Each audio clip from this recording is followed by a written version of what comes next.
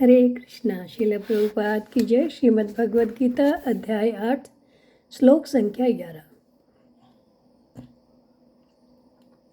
यदक्षरं वेदविदो वदन्ति विशन्ति यद्यतयो वीतरागः यदीक्षन्तो ब्रह्मचर्यं चरन्ति तत्ते पदं संग्रहेण प्रवक्ष। जो वेदों की ज्ञाता है, जो ओंकार का उच्चारण करते हैं और जो संन्यास आश्रम के बड़े बड़े मुनि हैं, वे ब्रह्म में प्रवेश करते हैं। ऐसे सिद्धि की इच्छा करने वाले ब्रह्मचर्य व्रत का अभ्यास करते हैं। अब मैं तुम्हें वह विधि बताऊंगा जिससे कोई भी व्यक्ति मुक्ति लाभ कर सकता है। तो भगवान ने अर्जुन को षट चक्र योग की विधि का अनुमोदन पिछले श्लोक में किया, जिसमें प्राणों को भवों के मध्य में स्थिर करना होता है।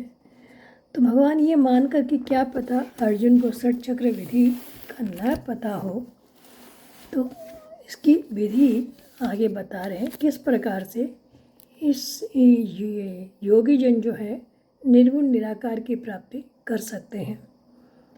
यदक्षरम वेद विदो वेदन्ति, यानी भगवान करें जो वेदों को जानने वाले पुरुष, जिसको अक्षर निर्गुण निराकार कहते हैं, जिसका कभी भी नाश नहीं होता, जो सदा सर्वदा एक रस एक रूप रहता है, उसी निर्गुण निराकार तत्व को यहाँ पर अक्षर नाम से वर्णन किया गया है।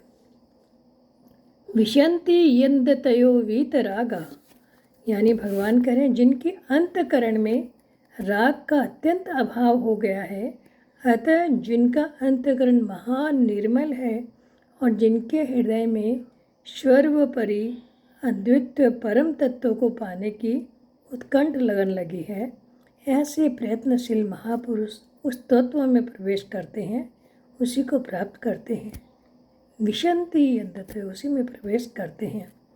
फिर भगवान करें यदीक्षन्तो ब्रह्मचर्यं चरन्ति, जिनका उद्देश्य केवल परमात्मा तत्व की प्राप्ति का है, परमात्मा प्राप्ति के सिवाय जिनका और कोई ध्येय है ही नहीं, और जो परमात्मा को भगवान की प्राप्ति की इच्छा रखकर ब्रह्मचर्य का पालन करता है, संपूर्ण इंद्रियों को संयम करता है, या अर्थात किसी भी विषय वस्तु, किसी भी भोग बुद्धि का सेवन नहीं करता है, वो महात्मा तत्ते पदम संग्रहेण प्रवक्षे, वो जो संपूर्ण साधनों का आखिरी फल है, उस पद को अर्थात तत्व को मैं तेरे लिए संक्षेप में अच्छी तरह से कहूँगा। मतलब आगे के श्लोक में भगवान कहेंगे।